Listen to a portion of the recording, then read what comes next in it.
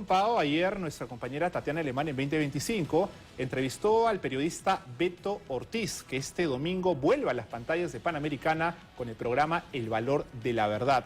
Evidentemente Beto Ortiz es un periodista al que le encanta pues hablar de la política, y ayer en esta conversación que tuvo con Tatiana Alemán no fue la excepción. Hablaron de todo, desde la presidenta Dina Boluarte, sus cuestionados ministros, entre ellos el ministro del Interior Juan José Santibáñez, la labor que viene realizando el Congreso de la República y cuál será el futuro del país de cara a las elecciones del 2026. ¿Qué te parece si escuchamos un primer extracto y luego también vamos comentándolo juntos? Adelante.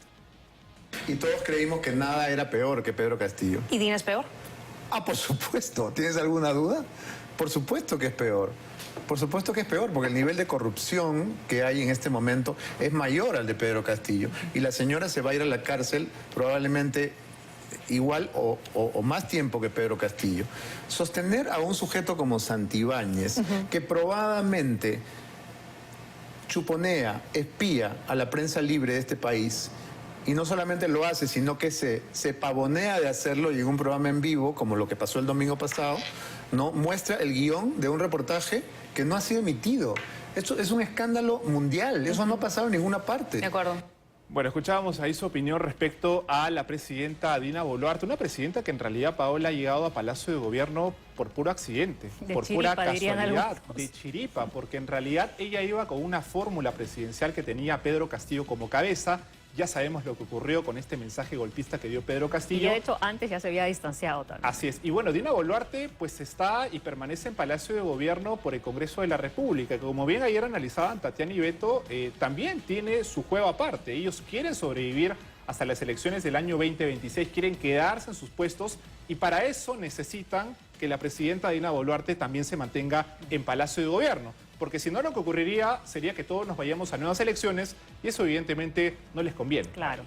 Por eso también decían, vamos a ver en unos meses qué decide finalmente el Congreso. Si mantiene a Dina Boluarte o ya le dicen, ¿sabes qué? Fuiste útil hasta aquí, gracias. Bueno, todo parece indicar que se van a quedar ambos poderes hasta el 2026. Seguramente algunos partidos, algunas bancadas empezarán a tomar distancia con, digamos, la intención de sacar algún tipo de provecho político para los próximos comicios. Pero ha habido más, han hablado más tanto Beto Ortiz como Tatiana Alemán anoche en 2025. Vamos a escuchar ahora un extracto de el tema de los ministros cuestionados de este gobierno. Adelante.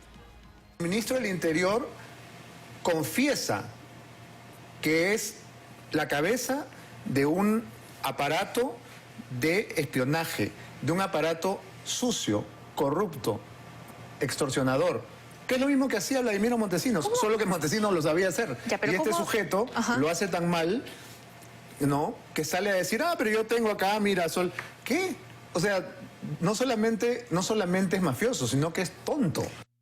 Claro, luego denuncia a la fiscal de la Nación. Ahora, ¿por qué Dina Boluarte se empeña en mantener al ministro Santibáñez en el gobierno? No sé qué piensas tú, Pau, pero yo creo que tiene miedo o siente cierto temor de que, bueno, una vez que Santibáñez salga del gabinete, puede empezar a contar algunas cosas como ya lo hizo, por ejemplo, el ex primer Alberto Otárola, ¿no?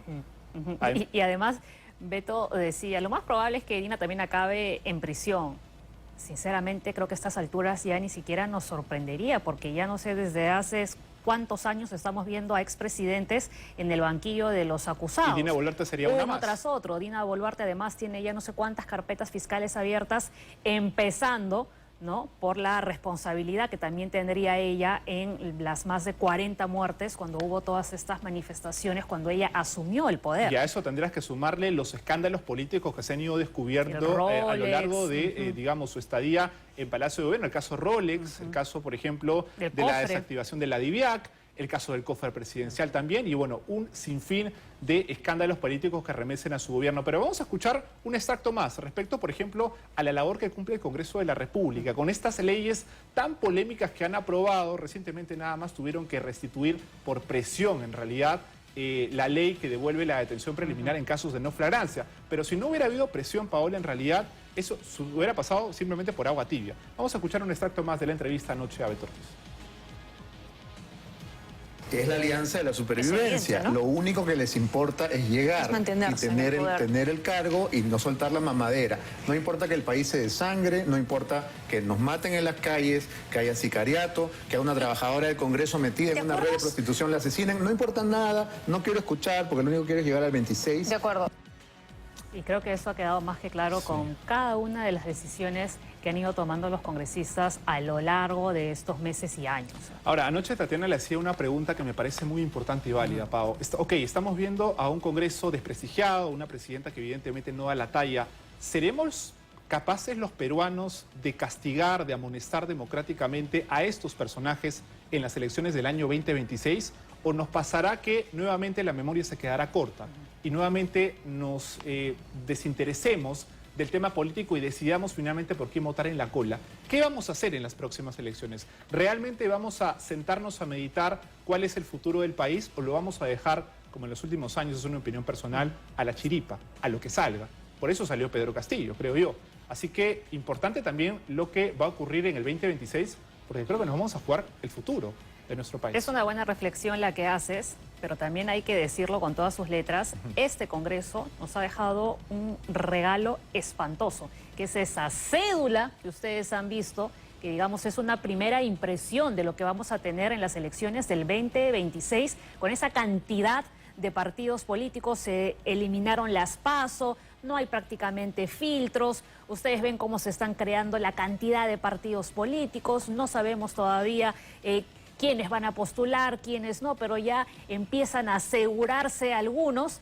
Y lo peor de todo, que vamos a llegar al día de las elecciones sin saber por quién votar probablemente, porque vamos a tener un cacao mental con la cantidad de candidatos, no solo para presidente o presidenta, sino congresistas, senadores, parlamentarios andinos.